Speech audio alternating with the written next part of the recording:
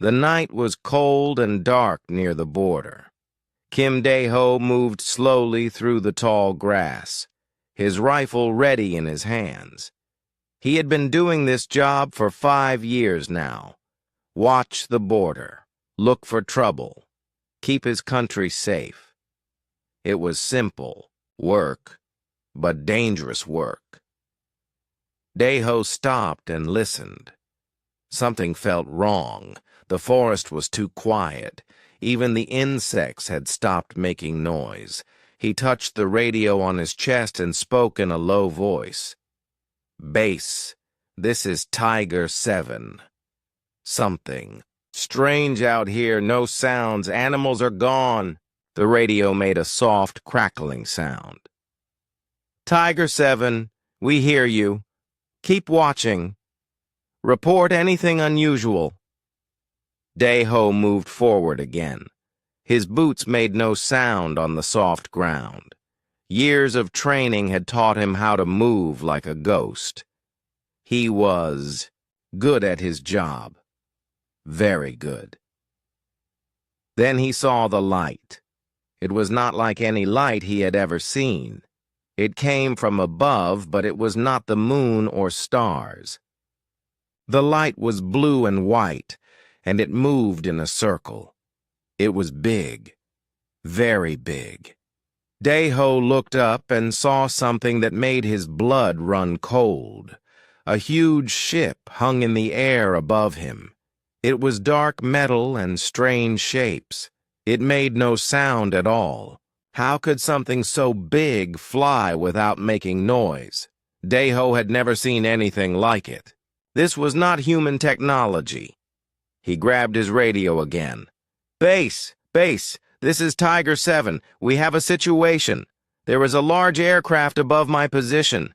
It is not one of ours." The radio made strange sounds. Then it went quiet. Dae-ho tried again. Nothing. The strange ship was doing something to his equipment. The light from the ship got brighter. Dae-ho felt his body getting heavy. His arms and legs would not move the way he wanted them to move. He tried to run, but his feet would not obey him. The rifle fell from his hands. "What is happening to me?" he said out loud. His voice sounded far away even to himself. The light pulled him up. Dae-ho felt his feet leave the ground. He was floating in the air, moving up toward the ship. He tried to fight it, but his body would not listen to his brain. The world got smaller below him as he rose higher and higher. Inside the ship, everything was different. The walls were smooth and dark. Strange. Lights moved across them like water. The air smelled like metal and something else he could not name. Creatures stood around him, but they were not human. They were tall, much taller than Dae-ho. Their skin was green and covered with scales like a lizard. They had long arms and sharp claws. Their eyes were yellow and cold. When they opened their mouths, Dae-ho saw rows of sharp teeth. One of the creatures stepped forward. It was bigger than the others and wore what looked like armor. When it spoke, the words came from a device on its chest. The device changed the creature's sounds into words Dae-ho could understand. "Human specimen acquired," the creature said. Its voice was deep and rough. "This one appears to be a warrior. Good. The crowds will enjoy watching it die." Dae-ho tried to speak, but his body still would not obey him. The creatures had done something to him with their light. He could only listen and watch. "I am Commander Thekvar of the Velthari Empire," the big creature continued. "You have been chosen to fight in our arenas. If you are strong, you might live for several battles. If you are weak, you will die quickly. Most humans are weak. Other creatures moved around Dayho. They put metal bands on his arms and legs. The bands were cold and heavy. Then they picked him up and carried him through long hallways. The ship was huge inside. Dayho saw many rooms and strange machines. He saw other creatures too, but they were different from the Velthari. Some were small and furry. Others were tall and thin. Some had too many arms. Some had no arms at all. They all looked scared. The creatures carried Dayho to a small room and put him inside. The walls were made of some kind of clear material. That was harder than glass. There was a small bed, a bowl of water, and nothing else. The door closed with a sound like thunder. Dayho sat on the bed and waited for his body to start working again. Slowly, feeling came back to his arms and legs. He could move his fingers, then his hands, then his arms. It took a long time, but finally he could stand up. He walked to the clear wall and looked out. Across from his cell, he could see other prisoners. They were all different kinds of creatures. Some looked at him with curious eyes. Others just sat in corners and did not move. "Where are we going?" Dayho called out. His voice was working again. A small blue creature in the cell across from him looked up. It had big, sad eyes and spoke in broken words through its own translation device. "Arena world," it said. "Keth Mora. They make us fight. For fun. For crowds. Most die quick." "How long until we get there?" Dayho asked. "Many days," the blue creature said. "You should rest, eat, get strong. You will need strength." Dayho nodded. He was a soldier. He knew how to survive. He knew how to fight. These aliens thought humans were weak. They thought he would be easy to kill. They were wrong. He began to exercise in his small cell. Push-ups, sit-ups, stretching. His body was his weapon, and he would keep it sharp. He watched the guards when they brought food. He studied how they moved, how they talked, how they acted. The Velthari were confident, too confident. They thought they were the strongest creatures in the universe. They had captured many worlds and many species. They had never met humans before, so they did not know what humans could do when they were angry. Dayho was very angry. Back on Earth, his girlfriend Lee Mi Young was waiting for him to come home. His unit was looking for him. They would find his equipment in the field and wonder what had happened. But Dayho knew he was on his own now. No one could help him where he was going. The ship flew through space for many days. Dayho exercised and watched and planned. He talked to other prisoners and learned about the Velthari. They were strong and fast, but they were also proud. Pride could be a weakness. When the ship finally stopped, Dayho was ready. He did not know what would happen in the arena, but he knew one thing for sure. The Velthari had made a big mistake when they took him. They thought they had captured prey. Instead, they had captured a predator.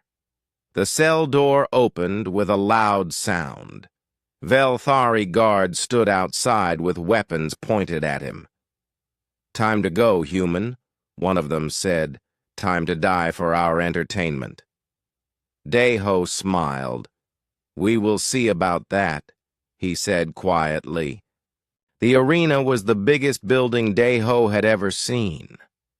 The walls went up so high he could not see the top. Thousands of Velthari filled the seats, making loud roaring sounds. They wanted to see blood. They wanted to see death. They wanted to see him die. Guards pushed Dae-ho out of a dark tunnel and onto the sandy floor of the arena. The sand was hot under his bare feet. The sun was bright and harsh. He had to close his eyes for a moment to let them get used to the light. When he opened them again, he saw the crowd. So many aliens, all watching him, all waiting for him to die. In the best seats, he could see the important Velthari. They wore fancy clothes and jewelry. One of them was bigger than the others and wore a golden crown. That had to be their leader. A voice spoke from speakers around the arena. It was Commander Thekvar, people of Kethmora. Today we have a new creature for your pleasure. This is a human from a small world called Earth. Humans think they are smart, but they are just meat. Watch as our champion tears it apart. The crowd roared louder. They clapped their clawed hands together and stamped their feet. The sound was like thunder. Dae-ho looked around the arena. The walls were too high to climb. There were no weapons on the ground, just sand and old bloodstains. Many creatures had died here before him. A gate opened on the other side of the arena. Something big was coming out. Very big. The creature that walked into the arena was like a nightmare. It was twice as tall as Dae-ho and had 4 arms. Each arm ended in claws as long as knives. Its skin was black and looked like rock. Red eyes glowed in its huge head. When it opened its mouth, Dae-ho could see teeth like swords. "A Wrathgull!" the crowd screamed. "Kill the human! Tear it apart!" The creature looked at Dae-ho and made a sound like breaking glass. It was hungry. It was angry. It wanted to hurt him. Dae-ho took a deep breath and got ready. He had no weapons. He had no armor. He just had his training and his will to live. In the Korean army, they had taught him to fight with anything, even with nothing. The Wrathgull charged at him. It was fast for something so big. Its 4 arms reached out to grab him. Dae-ho waited until the last second, then rolled to the side. The creature's claws hit the sand where he had been standing. The crowd booed. They wanted to see blood right away. Dae-ho rolled again as the Wrathgull turned and swung at him. He needed a weapon. Anything. Then he saw something in the sand. A bone from an old fight. It was not much, but it was something. He grabbed the bone and jumped back as the creature attacked again. This time one of its claws caught his arm. The cut was deep and blood ran down to his hand. The crowd cheered, but Dae-ho smiled. Now he knew how fast the creature was. He knew how it moved. In the army, they had taught him to watch and learn from his enemies. The Wrathgull attacked again. This time, Dae-ho was ready. He dropped low and rolled between the creature's legs. As he came up behind it, he drove the sharp bone into the back of its knee. The creature screamed and fell forward. Black blood poured from the wound. The crowd went quiet for a moment. They had not expected this. But the Wrathgull was not dead. It turned around even more angry than before. It swung all 4 arms at once, trying to hit Dae-ho from every direction. Dae-ho jumped backward, but not fast enough. One claw hit his chest and tore his shirt. Another hit his leg. More blood, more pain, but he was still alive, and the creature was hurt too. He needed to end this fast. He was losing too much blood. The Wrath Ghoul charged again. This time, Dayho did something it did not expect. Instead of running away, he ran toward it. At the last second, he slid under its attack and came up with the bone in his hand. He drove the bone up into the creature's throat. The Wrath Ghoul stopped moving. Its red eyes went wide. Black blood poured from its mouth. It made a choking sound and fell backward onto the sand. The arena was completely quiet. Nobody moved. Nobody spoke. Dayho stood over the dead creature, breathing hard. Blood covered his body, but most of it was not his. He looked up at the crowd and raised his fist in the air. "Is that all you have?" he shouted. The crowd exploded. Some Velthari cheered. Others screamed in anger. They had never seen a human fight before. They thought humans were weak. Now they were not so sure. In the best seats, the Velthari leaders talked to each other in excited voices. Quintal, the arena master, leaned forward in his chair. This human was interesting. Very interesting. Guards came to take Dayho back to his cell. They looked at him differently now. Before, they had seen him as just another victim. Now they saw him as something dangerous. Back in the holding area, the other prisoners looked at him with new eyes, too. The small blue creature from the cell across from him spoke first. "You killed Wrath Ghoul," it said. "No one kills Wrath Ghoul on first fight. Maybe not ever." "I got lucky," Dayho said. But he knew it was not luck. It was training. It was skill. It was the human ability to adapt and overcome. A doctor came to fix his wounds. The doctor was not Velthari. It was a different kind of alien with 6 arms and gentle hands. It spoke while it worked. "You fight different than others," the doctor said. "Others try to be strong. You try to be smart." "Good.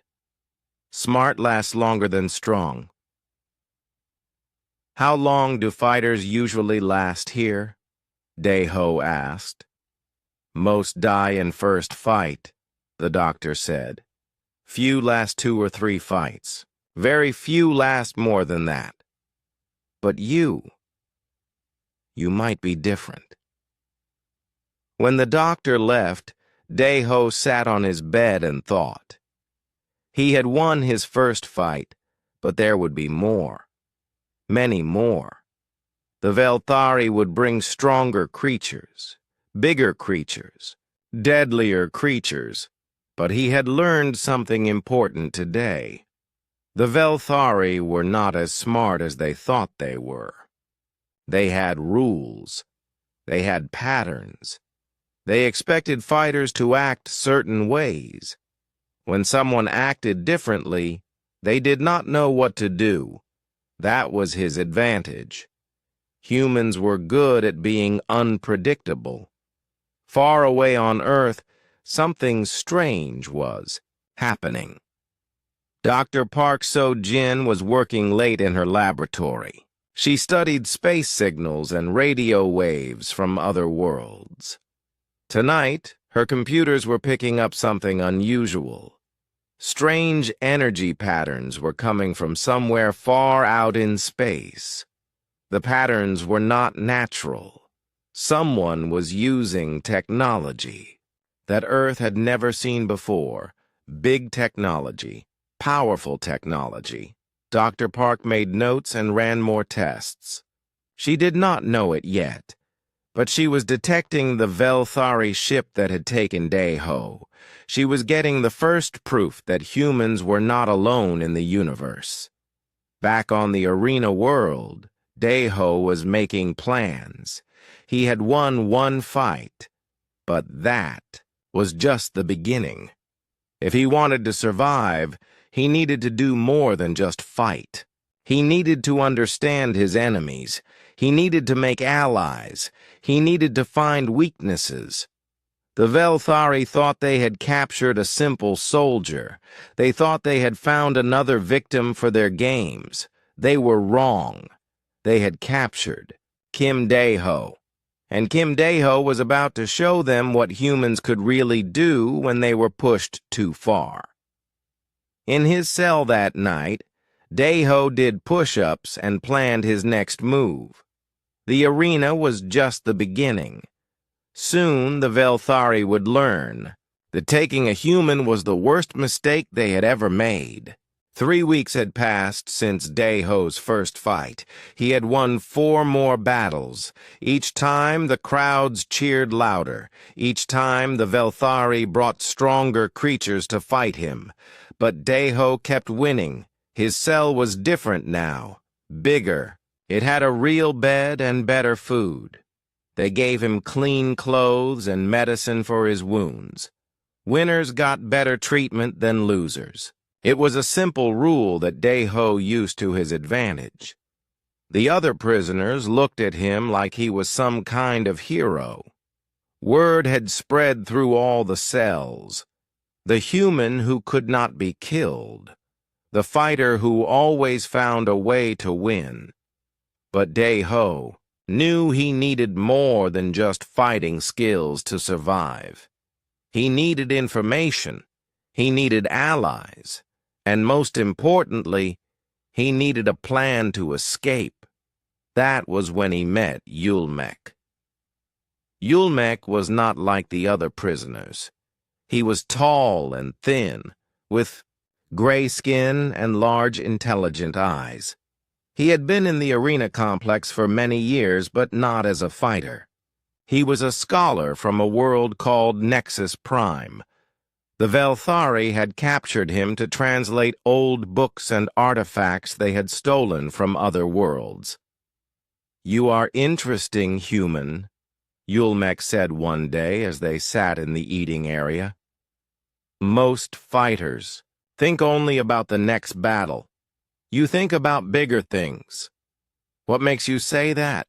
Deho asked. "I watch. I listen. You ask questions about the guards, about the security systems, about the layout of this complex. You are planning something." Deho looked around to make sure no guards were listening. "Maybe I am. What do you know about escape attempts?" Yulmek made a sound that might have been laughter. "Many have tried. All have failed. This is not just a prison. This is the heart of the Velthari Empire. They control hundreds of worlds from here. The security is impressive." "Tell me about their empire," Deho said. "How do they control so many worlds?" Yulmek's eyes lit up. He loved to share knowledge. "They are very organized. Every world has a purpose. Some worlds grow food. Some worlds make weapons. Some worlds provide entertainment. They move resources between worlds on huge ships. What about the people on those worlds?" "Slaves," Yulmek said simply. "All slaves. The Velthari believe they are the strongest species in the galaxy. Everyone else exists to serve them." Deho felt anger growing in his chest. These aliens had not just captured him, they had enslaved entire worlds. Billions of creatures lived and died as slaves while the Velthari grew fat and lazy. "How long have they been doing this?" he asked. "Thousands of years. They expand slowly but steadily. They find a new world, defeat its armies, and add it to their empire. No one has ever stopped them. Someone should, Deho said quietly.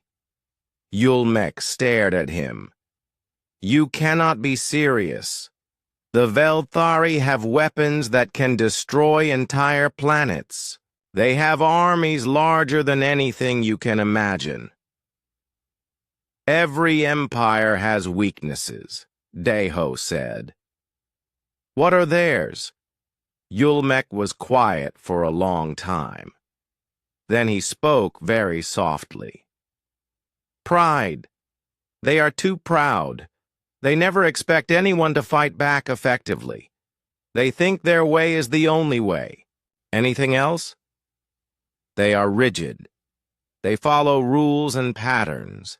They do not adapt well to new situations. And Yulmek paused. They have never faced anything like humans before. What do you mean? Most species they conquer are either very strong physically or very smart mentally. Humans seem to be balanced. You are not the strongest or the smartest, but you are good at both, and you adapt quickly to new situations. Deho nodded. That matched what he had learned in the army. Humans were not the best at anything, but they were good at everything. They could survive in any environment and learn any skill. Over the following days, Yulmek taught Deho about Velthari technology and society. He learned that their computers were very advanced, but also very predictable. He learned that their weapons were powerful, but required specific energy sources. He learned that their hierarchy was strict and that lower-ranking Velthari never questioned their superiors. Most importantly, he learned that the arena complex was connected to the main government buildings. Prisoners were kept in the lower levels, but the upper levels housed the military command center for the entire sector. If someone could reach the command center, Yulmek said one evening, they could send messages to every world in the sector. They could coordinate a rebellion across multiple planets. That sounds like a good plan, Deho said. It is impossible, Yulmek replied. The command center is heavily guarded. Even if you could fight your way there, you would not know how to use their systems. Could you teach me? Yulmek stared at him again. You really are planning something. Insane, are not you? Before Deho could answer, alarms began ringing throughout the complex. Red lights flashed in the hallways. Guards ran past their cells, talking excitedly into their communication devices. What is happening? Deho asked a guard. Rebellion on Mining World 7, the guard said without thinking. Then he realized he had spoken to a prisoner and moved away quickly. But Deho had heard enough. There were already rebellions starting. Other enslaved species were fighting back. They just needed coordination. They needed leadership. They needed hope. Meanwhile, on Earth, Dr. Park So-jin was making more discoveries. The strange energy signatures were getting stronger. Her computers had detected patterns that suggested faster-than-light travel and communication systems. Someone was out there, and they had technology far beyond anything on Earth. She had reported her findings to the government, but they told her to keep quiet. They did not want to cause panic. But Dr. Park knew this was too important to ignore. She began working with a small team of scientists and military officers who believed her. One of those officers was Colonel Jang Minho. He was a practical man who understood that Earth needed to be prepared for anything. He began quietly organizing response teams and studying Dr. Park's data. "If there are aliens out there," he told Dr. Park, "we need to be ready. We need to assume they might not be friendly." Back on the arena world, Deho was preparing for his biggest fight yet. The Velthari had found a creature from their homeworld's ancient past, something they called a Deathstalker. It was fast, smart, and had never been defeated in the arena. But Deho was not worried about the Deathstalker. He was thinking about what came after. He was thinking about the rebellion that was already starting on other worlds. He was thinking about the message he would send when he reached that command center. The Velthari thought they had captured a simple soldier for their entertainment. They were about to learn that they had captured something much more dangerous, a human with a plan. As Deho exercised in his cell that night, he smiled. Tomorrow, the real fight would begin. Not just for his life, but for the freedom of every enslaved world in the galaxy. The Velthari had made their first mistake when they abducted him. They were about to make their last mistake when they underestimated what he would do next. The Deathstalker was the most dangerous creature Deho had ever faced. It was smart enough to use tools and fast enough to dodge his attacks. The fight lasted almost an hour, but Deho finally won by using the arena's own lighting system to blind the creature at the crucial moment. The crowd went wild. Even the Velthari nobles stood up and cheered. Deho had become their favorite entertainment. They did not know he was planning to destroy them. After the fight, something unexpected happened. Arena Master Quintal came to visit Deho's cell personally. He was an old Velthari with scars covering his arms and face. He had been a warrior once, before he became the person who organized the fights. "Human," Quintal said, "you fight like no creature I have ever seen? Where did you learn such skills?" "My people have been fighting for thousands of years," Deho replied. "We learn from every battle." "Interesting. I have decided to give you special privileges. You may move freely through the lower levels of this complex during rest hours. You may speak with any prisoners you wish. Consider it a reward for your entertainment value." Deho tried not to show his excitement. This was exactly what he needed. Freedom to move around, freedom to talk to other prisoners, freedom to plan. "Thank you," he said simply. That night, Deho began his real work. He moved through the lower levels, talking to prisoners from dozens of different worlds. He learned about their species, their capabilities, their knowledge of Velthari technology. In the maintenance sections, he met Nexion. Nexion was young for a Velthari, barely an adult by their standards. He worked on the complex's computer, systems, and energy networks. Unlike the other Velthari, he did not seem to enjoy the arena fights. "Why do you look sad?" Deho asked him one evening. Nexion looked around nervously. "I should not talk to prisoners." "I am not just any prisoner. I am the champion. Quintal himself gave me permission to walk freely." "Yes, I know who you are." Nexion sat down on a box of electronic parts. "You want to know why I am sad? Because this is wrong. All of it. The slavery, the fighting, the killing for entertainment." Deho sat down nearby. "Then why do you work for them?" because I have no choice. My family would be punished if I refused. But I hate it. I hate what my people have become. This was the opening Deho had been hoping for. Not all Velthari supported their empire's cruelty. Some could be turned into allies. What if there was a way to change things?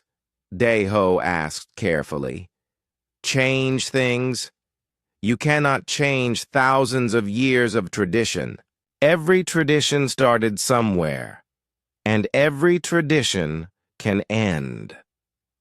Over the next several weeks, Deho built a network of allies throughout the complex.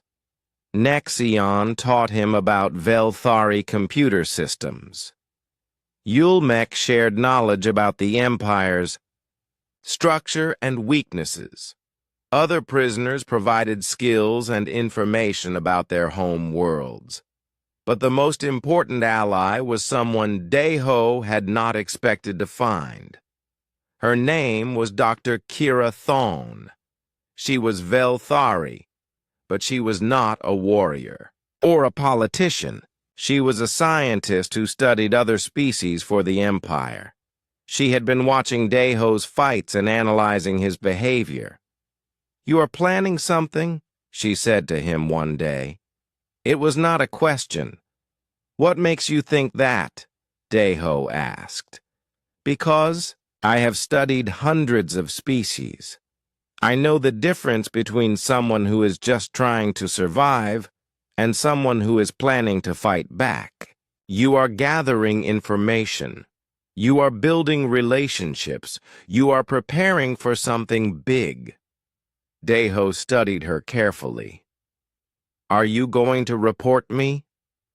"No," she said, "because I think you might actually succeed." Dr. Thon explained that she had been secretly documenting the cruelties of the Velthari Empire for years. She had evidence of genocide, slavery, and war crimes that would shock even other Velthari if they knew about it. "The Empire is not as strong as it appears," she told him. "Many worlds are on the edge of rebellion. Many Velthari are beginning to question our methods. What we need is a spark. Something to start the fire." "What kind of spark?" Deho asked. "A coordinated uprising. Multiple worlds rebelling at the same time. The Empire's military is spread thin across hundreds of systems. If enough worlds rose up together, the Empire could not stop them all." "And how would we coordinate something like that?" Dr. Thon smiled. "The same way the Empire coordinates everything else, through the Central Command Network. If someone could access the main communication system, they could send messages to every world simultaneously." "Where is the main communication system?" "Here, in this complex, 3 levels above us." Deho felt his heart race. The key to freeing the entire galaxy was just 3 floors away, but Dr. Thon was not finished. "However, the system is heavily protected. You would need the access codes, the technical knowledge to use it, and a way to fight through dozens of guards." "I have people who can handle the technical parts," Deho said, thinking of Nexion and Yulmek. "What about the access codes?" "I have them," Dr. Thon said quietly. "I have been planning this for a long time. I just never had anyone brave enough to help me try it." Over the following days, they refined their plan. It would happen during the next major arena event, when most of the guards would be focused on crowd control. Nexion would disable the security systems. Yulmek would help operate the communication equipment. Dr. Thon would provide the access codes and guide them through the complex. But first, they needed to contact the rebels on other worlds. They needed to coordinate the timing. Meanwhile, on Earth, Dr. Park So-jin was making breakthrough discoveries. She had managed to decode some of the alien signals her equipment was detecting. Most of the messages were in languages she could not understand, but some contained mathematical concepts that were universal. What she learned frightened her. The signals suggested a vast empire with technology far beyond Earth's capabilities. Worse, some of the newer signals seemed to indicate military movements and conflict. Colonel Jang, she told her military contact, "I think there is a war happening. Out there. A big war." "Are you sure?" Colonel Jang asked. "The signal patterns have changed dramatically in the past few weeks. Before, everything was routine and predictable. Now, there are emergency broadcasts, rapid troop movements, and what? Look like distress calls." Colonel Jang studied her data. "Could this war reach Earth? I do not know. But we should be prepared for anything." Back on the arena world, Dae-ho was preparing for the most important fight of his life. Not in the arena, but in the command center, 3 floors above his cell. He had allies now. He had knowledge. He had a plan. The Velthari thought he was just their favorite gladiator. They had no idea that their empire was about to face its greatest threat, not from another powerful species or advanced technology, but from one human soldier who refused to give up. As Dae-ho lay in his cell the night before their planned uprising, he thought about his girlfriend Mi-young back on Earth. He thought about his fellow soldiers. He thought about all the enslaved species throughout the galaxy who were waiting for someone to give them hope. Tomorrow, he would either succeed in starting the greatest rebellion in galactic history, or he would die trying. Either way, the Velthari would learn that humans were not the weak prey they had thought they were capturing. The revolution was about to begin. The rebellion began at exactly midnight, when the guards changed shifts and the complex was at its quietest. Dae-ho moved through the dark hallways like a shadow, just as he had been trained to do in the Korean army. Nexion had done his job perfectly. The security cameras showed empty hallways while Dae-ho and his team moved past them. The electronic locks opened at their touch. The alarm systems stayed silent. But getting to the command center was only the first part of their plan. Once there, they had to fight through the guards, access the communication system, and send coordinated messages to rebel groups across the galaxy, all before the Velthari military could stop them. Yulmek carried a bag of stolen weapons and electronic equipment. Dr. Thon had the access codes memorized and a detailed map of the command center. Together, they climbed through maintenance shafts and service corridors toward the upper levels of the complex. When they reached the command center level, they found something unexpected. The hallways were full of Velthari soldiers, all armed and alert. Someone had discovered their plan. "We have been betrayed," Dr. Thon whispered. But Dae-ho was already moving. He had learned in the arena that when a plan failed, you had to adapt quickly. The soldiers were expecting them to try stealth. Instead, he would give them violence. He burst from the maintenance shaft like an explosion. The first soldier went down before he could raise his weapon.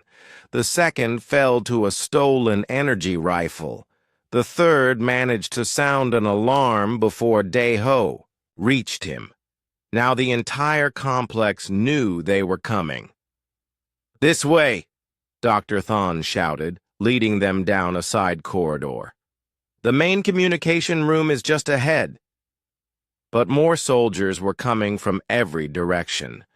Energy blasts filled the air around them. The walls exploded in showers of sparks and debris. Yulmek threw explosive devices he had built from stolen materials.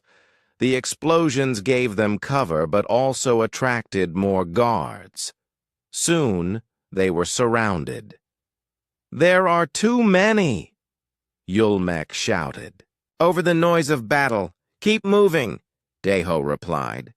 "We just need to reach the communication room."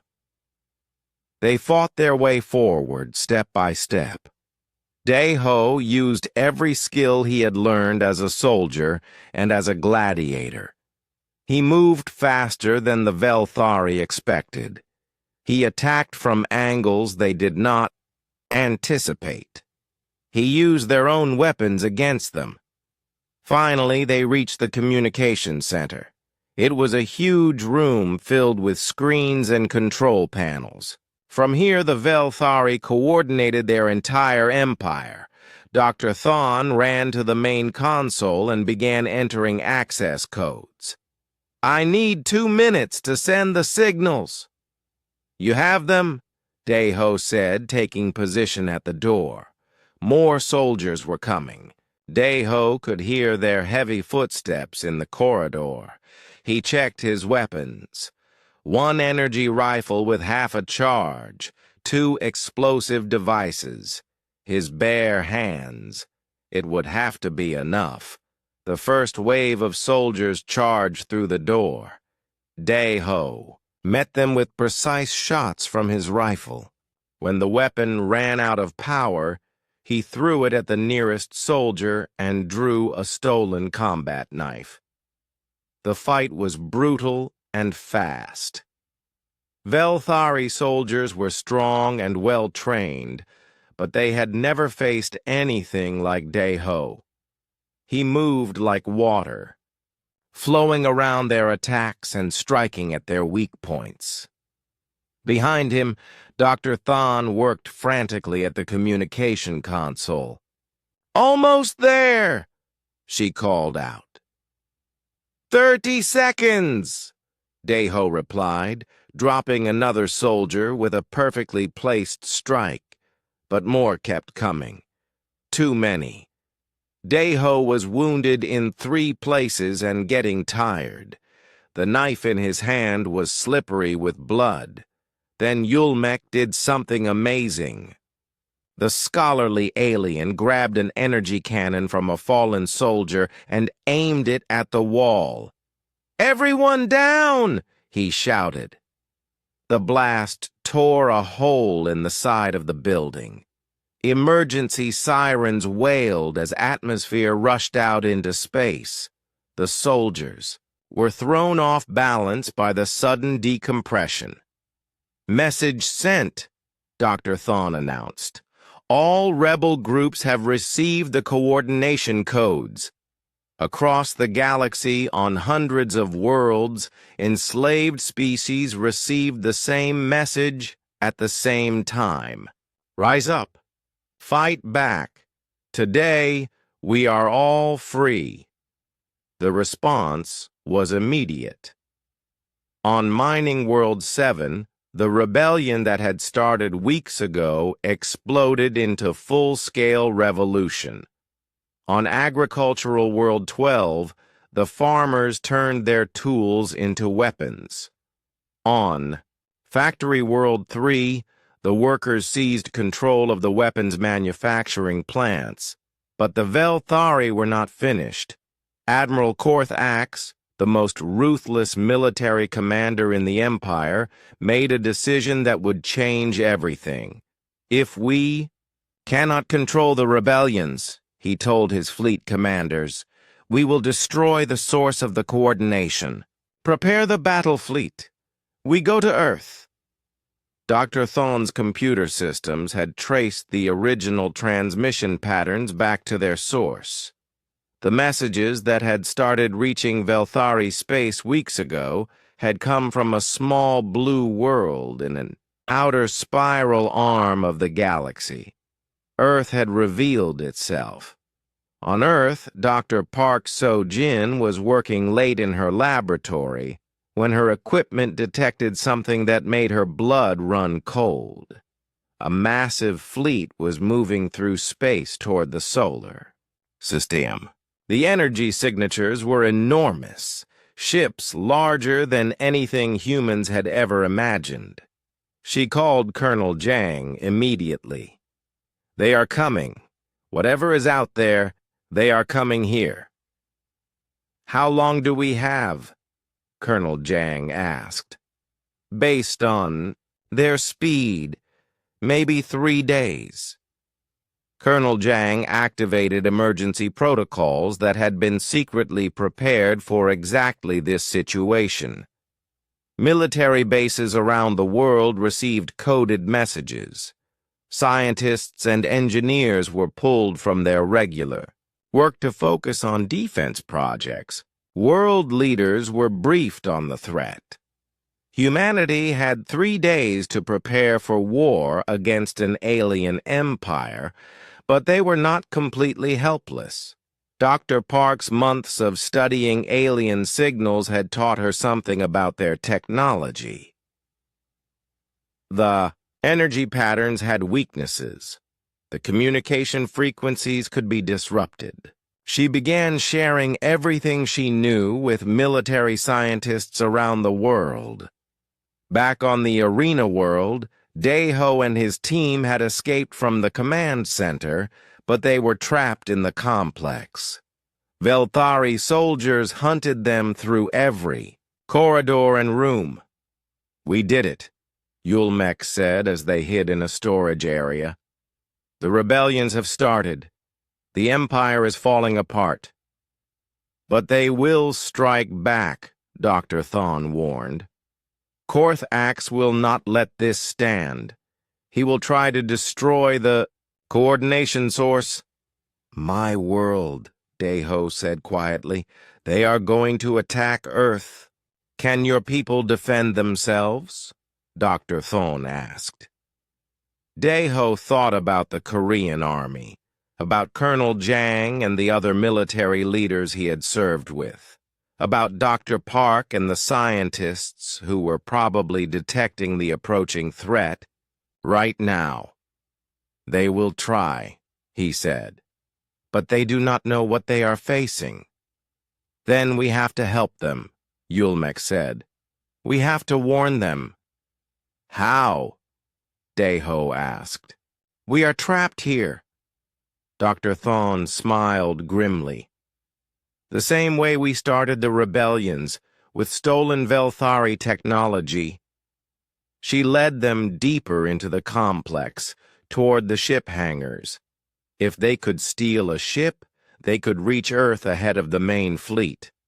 They could warn Earth's defenders about what was coming, but first they had to fight their way through an army of very angry Velthari soldiers. As they prepared for their most desperate battle yet, Daeho thought about how much had changed since that night when he was captured near the DMZ. He had been just one soldier then. Now he was leading a galactic rebellion. The Velthari had made a terrible mistake when they abducted him. They had turned one angry human into the spark that would destroy their empire, and now that same human was going home to protect his world from their revenge. The battle for the ship hangar was the fiercest fight of Daeho's life. Velthari soldiers filled every entrance, determined to stop the rebels from escaping.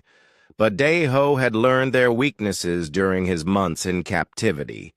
He used their rigid tactics against them, attacking from unexpected angles and adapting faster than they could respond. Nexion proved himself to be more than just a computer technician. The young Velthari fought alongside Daeho with surprising skill, finally, free to act on his hatred of the Empire's cruelty. When the shooting stopped, they had captured a fast scout ship. Yulmek worked frantically to modify its systems while Dr. Thon programmed the navigation computer for Earth's coordinates. "The main fleet left an hour ago," Dr. Thon reported. "But this ship is faster. We can beat them there by 6 hours. 6 hours to warn Earth. 6 hours to prepare for the greatest battle in human history." The ship launched from the burning hangar just as more Velthari reinforcements arrived. Behind them, the arena complex was in chaos. Rebellions were spreading across every level as other prisoners joined the fight for freedom. As they flew through space toward Earth, Deho tried to contact his home world's military. The ship's communication system was powerful enough to reach across the galaxy, but he did not know if anyone on Earth would be listening for alien signals. Finally, after hours of trying different frequencies, he heard a familiar voice. "This is Dr. Park So-jin of the Korean Space Research Institute. Who is transmitting on this frequency?" "Dr. Park, this is Staff Sergeant Kim Dae-ho of the Korean Army. I am currently aboard an alien spacecraft, returning to Earth with critical information about an incoming attack." There was a long silence. Then, "Sergeant Kim, you were reported missing 3 months ago. Where have you been?" "Fighting in an alien gladiator arena and starting a galactic rebellion. But that is not important. Right now, a Velthari battle fleet is heading for Earth. They will arrive in approximately 18 hours. "We know," Dr. Parks said grimly. "We have been tracking them. Colonel Jang has been preparing our defenses, but we do not know what we are facing." "I do," Dae-ho said, "and I am bringing help." When the scout ship entered Earth's solar system, it was met by a fleet of human spacecraft that Dae-ho had never seen before. Dr. Park's voice came over the radio again. "Sergeant Kim, please identify your companions and state your intentions." "Dr. Park, I have with me Dr. Kira Thon, a Velthari scientist with detailed information about their military capabilities. Yulmek, a scholar who understands their empire's structure. And Nexion, a Velthari engineer who can help us adapt their technology for our use. Bring them to Space Command immediately." The next few hours were the most intense of Dae-ho's life. In underground bunkers that had been built in secret over the past months, Earth's best military minds worked with his alien allies to prepare for the coming battle. Dr. Thon provided detailed specifications of Velthari weapons and shields. Yulmek explained their battle tactics and command structure. Nexion showed human engineers how to modify captured alien equipment, but the most important information came from Dae-ho himself. "Their weakness is adaptability," he told Colonel Jang and the other commanders. "They expect their enemies to fight in predictable ways. When someone does something unexpected, they have trouble responding." "What do you suggest?" Colonel Jang asked. "Asymmetric warfare, hit-and-run attacks. Use their assumptions against them. Make them think they understand us, then show them something completely different." Meanwhile, across the galaxy, the rebellions that Dae-ho had started were growing stronger. On world after world, enslaved species were rising up against their Velthari overlords. The Empire's military was stretched thin, trying to contain dozens of simultaneous uprisings. But Admiral Korth-Ax pressed on toward Earth with his battle fleet. In his mind, destroying the source of the rebellion would end the uprisings and restore order to the Empire. He was wrong. When the Velthari fleet arrived at Earth, they expected to find a primitive world with crude defenses. Instead, they found a prepared enemy using tactics they had never encountered before. Human ships, modified with stolen Velthari technology, struck from the outer planets and then disappeared before the aliens could respond. Asteroid bases launched, surprise attacks, and then went silent. Earth's moon had been converted into a massive weapons platform that appeared defenseless until the Velthari came within range. The battle raged for hours.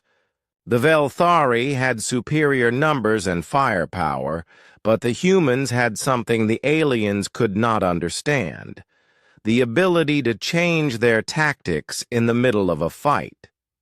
Day-Ho commanded one of the human squadrons, using lessons learned in the arena to predict Velthari movements. Every time the aliens adapted to one human tactic, the humans switched to something completely different. "This is impossible," Admiral Korthax screamed over his fleet's communication system. "How can they coordinate so many different attack patterns?" He did not understand that humans had been fighting each other for thousands of years. They had learned to be unpredictable because their survival had always depended on it. The turning point came when Day-Ho's squadron appeared directly behind the Velthari flagship. The aliens had been focused on the main battle and had not noticed the small human ships approaching from the planet's shadow. "Target their command center," Day-Ho ordered. The concentrated fire from his squadron destroyed the flagship's bridge. Admiral Korthax was dead, and the Velthari fleet lost its coordination. But the final blow came from an unexpected source. Ships began arriving from other star systems, the liberated worlds that Day-Ho's rebellion had freed. Dozens of species that had been enslaved by the Velthari now fought together as allies.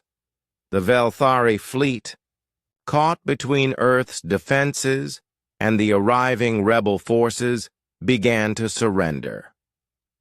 Emperor Velthanor, the supreme ruler of the Empire, watched the battle from his throne world and realized that everything was lost. The rebellion had spread too far. Too many worlds had joined the humans.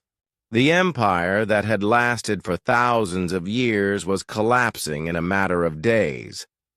He activated his personal escape ship and fled into deep space, leaving his people to face the consequences of their empire's cruelty.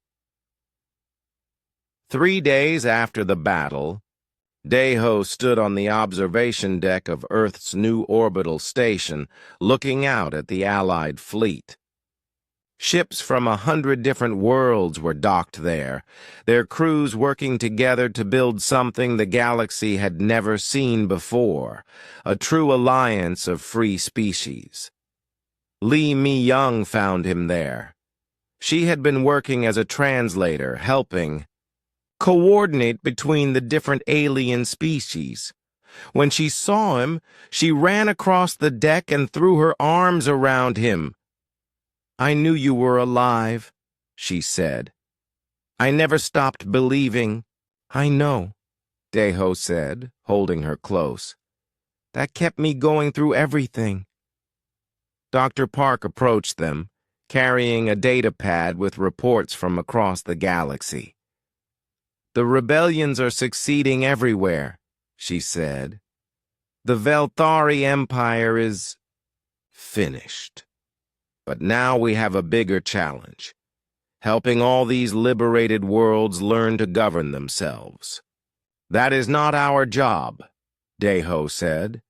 We can offer help and advice, but each world needs to find its own way.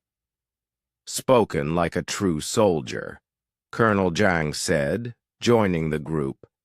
You have done something remarkable, Sergeant. You changed the course of galactic history. I just did what any human would do, Daeho replied. I refuse to give up. Later that evening, as Daeho and Mi Young walked through the station's gardens, she asked him about his time with the aliens. Was it terrible? She asked. Parts of it, he said, but it also showed me something important. Humans are not the strongest species in the galaxy.